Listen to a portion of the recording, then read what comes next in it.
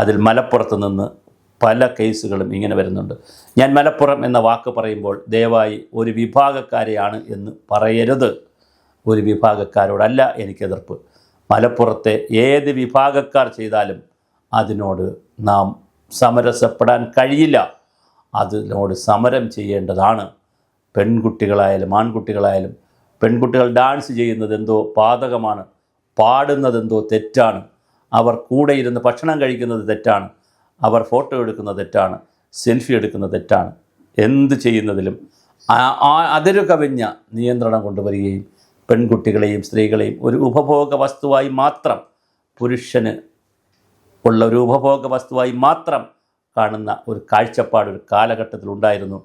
കാലം ഒരുപാട് പോയി, ഒരുപാട് മാറി. നമ്മുടെ പുഴകളിലൂടെ നദികളിലൂടെ എന്തുമാത്രം വെള്ളം ഒഴുകിപ്പോയി. ഇപ്പോഴും അങ്ങനെ നമുക്ക് ചിന്തിക്കാനാകില്ല. അതുകൊണ്ട് തന്നെ മലപ്പുറത്ത് നിന്ന് റിപ്പോർട്ട് ചെയ്യപ്പെട്ട ഈ കേസും കേരളത്തിൽ നിന്ന് പല ജില്ലകളിൽ നിന്ന് റിപ്പോർട്ട് ചെയ്യപ്പെടുന്ന കേസും വളരെ കൂടുതലായിട്ടുള്ളത് ചില വിഭാഗങ്ങളിലാണ്. ഞാൻ ആരുടെയും പേര് പറയുന്നില്ല. ഏത് വിഭാഗത്തിലുള്ളതായാലും അത് ഗൗരവതരമായി ചർച്ച ചെയ്യപ്പെടേണ്ടതാണ്. സമൂഹം ആദ്യം ചർച്ച നടക്കേണ്ടത് അതിനകത്താണ്. ഗുരുദേവൻ എല്ലാ പരിഷ്കാരങ്ങളും നടത്തിയത് ഈഴവരാതി പിന്നോക്ക സമുദായങ്ങളെ കൂടെ നിർത്തിക്കൊണ്ടാണ്, അതിനകത്തു നിന്നാണ്. ചട്ടമ്പിസ്വാമികൾ എല്ലാം ചെയ്തത് നായർ കമ്മ്യൂണിറ്റി അകത്തു നിന്നുകൊണ്ടാണ്. മന്നത്ത് പത്മനാഭൻ ഈ പരിഷ്കാരങ്ങൾ വരുത്തിയത് നായർ കമ്മ്യൂണിറ്റി അകത്തുനിന്ന് ഉയർന്നു വന്ന ആളായതുകൊണ്ടാണ്. പുറത്തുനിന്നൊരാളിന് വന്ന് ഇത് ചെയ്യുന്നതിന് പരിമിതിയുണ്ട്. കാരണം അയാൾ എന്തിനാണിത് വരുന്നത്, ഞങ്ങളെ തകർക്കാൻ വരികയാണെന്ന് ചോദിക്കും.